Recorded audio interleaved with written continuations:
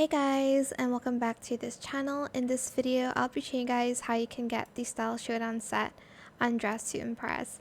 So you'll need to play Style Showdown and win 3 times to get these outfits. So you get this dress, these gloves, and this headpiece. So when you win the first time, you will what did I turn southern all the okay, sorry. For the first win, you'll get these gloves, and then you'll get the headpiece, and then you get the dress. The dress is the final prize, and it will always be in that order. So yeah, that is it for this video. I hope it was helpful for you guys.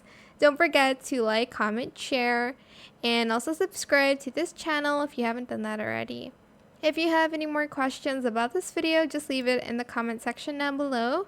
I will try my best to answer them all for you guys.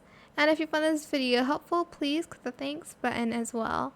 That is it. Thank you so much for watching. Bye.